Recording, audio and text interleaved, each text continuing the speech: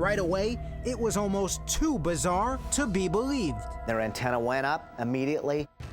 Hupp had been a key and controversial player in a sensational murder Crime Watch Daily brought to national attention.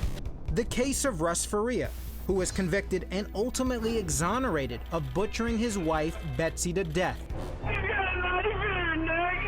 It was at this house in the St. Louis suburb of Troy that Betsy Faria was murdered and mutilated in the most horrible of ways just 2 days after Christmas.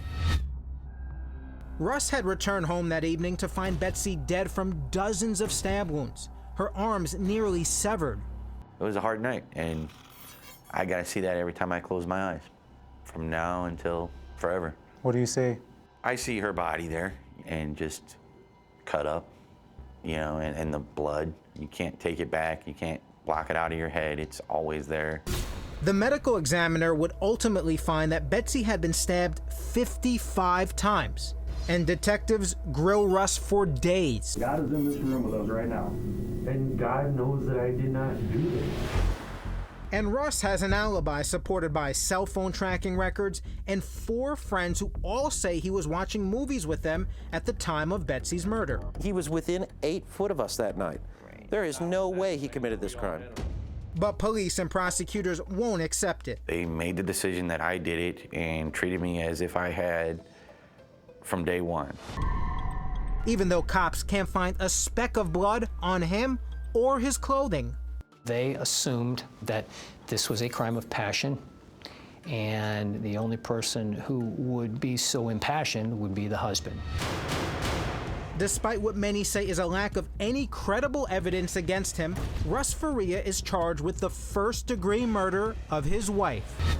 And to Russ's horror and disbelief, he is ultimately convicted by a jury and sentenced to life plus 30 years. I was standing there fully believing I was going to get a not guilty verdict. I could hear my family and friends behind me noticeably upset, and that, I think, upset me more than anything. I couldn't believe I was going to prison. Nor could Chris Hayes, an investigative reporter who had been covering the case from day one for Crime Watch Daily affiliate KTVI St. Louis. It was shocking. Hayes says he had witnessed how Russ was seemingly railroaded by the police, the prosecution, and Pam Hupp, the woman whose testimony just so happened to help wrongly convict Betsy Faria's husband for her murder. One thing after another just kept piling up. And Hayes launches an investigation with the St. Louis Post-Dispatch that would expose how Hupp had been overlooked as a suspect in Betsy's murder. There were more and more things that needed to be looked at. Pam Hupp's name kept popping up. Hupp had been helping to care for Russ's wife, Betsy, who was suffering from terminal cancer, and was actually with her the night of the murder. Was Pam Hupp the last known person to see Betsy alive? That's correct. Hupp had unexpectedly turned up at Betsy's chemotherapy session and insisted on taking her home that night. Which would be a surprise because it's out of Pam's way. And Hupp contradicts herself on what happened when she got to the Faria home in this audio interview with detectives the morning after the murder. Did you go inside? No. But a major case squad investigator asks Hupp the same question again. So did you ever actually go inside the house? I did. Well, we just went in. She turned on the hall light. Hupp digs a deeper hole for herself when she is further questioned by police, indicating she was in the house longer than she had initially said. I think originally you told investigators that when you left, Betsy was laying on the couch. Is that correct? I know she was on the couch because she was going to put in a movie. She was going to watch a movie. Hupp tells police she had left the Faria house by 7:30 p.m. and had called Betsy when she got home, a 45-minute drive away. You called her when you got home? I called Betsy to tell her I was home. But cell phone records show that call was made at 7:27 p.m. in the area of the Faria home. She could have been in the house, she could have been on the front door, she could have been a block away. But it put her in the area of the house. Her phone was pretty much in my driveway when she called. And it was determined Betsy had been murdered between 7:20 and 9:41 p.m. The connection was as direct as I've ever seen. It was somewhat overwhelming. And yet police would arrest Russ within a day. But not only was Hupp not considered a suspect, she was also their key witness. Russ's civil rights were violated by several means. One was the failure to investigate a relevant alternate suspect who was most likely to have been involved.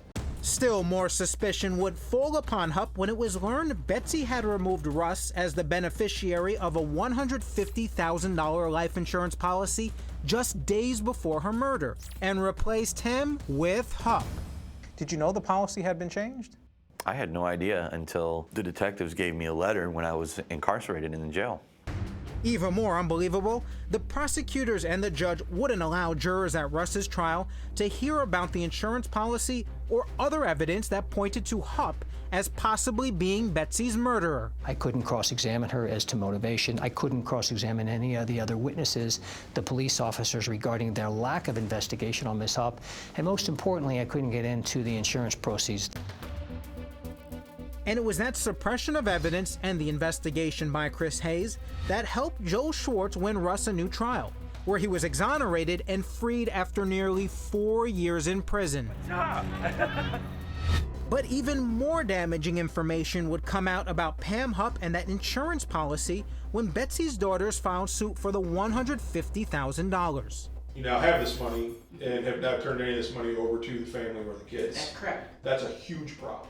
But at a civil hearing, Hupp makes a mind-boggling confession. Did you lie to anybody else that you've spoken to, Ms. Hupp, about what you were going to do with these life insurance proceeds? Possibly. Okay, who else might you have lied to, Ms. Anybody that would bug me and bug me and bug me and bug me. The detectives bug you and bug you? Yeah. So you might have lied to them? No. They didn't bug me about the proceeds. That wasn't their focus. So what happened to the $150,000? Just listen to this. I used that money to buy a house on the Troy courthouse steps. Astoundingly, Hupp wins the suit, the judge ruling she can keep the $150,000 because that's what he believes Betsy intended. The question is there, how did Pam get Betsy to sign over the policy into her name? That's a good question. I don't know whether she threatened her or tricked her or what. We may never know the answer to that question. But Hupp's questionable deeds had also brought her under increased scrutiny in Betsy's murder. Was she really feeling the heat? Perception is reality, so Pam's perception was there was heat, so there was. Next, police say Hupp hatched a deadly plan to take that heat off herself by committing a diabolical murder to try to frame Russ once again. She wanted to make it sound like Russ put a hit on her.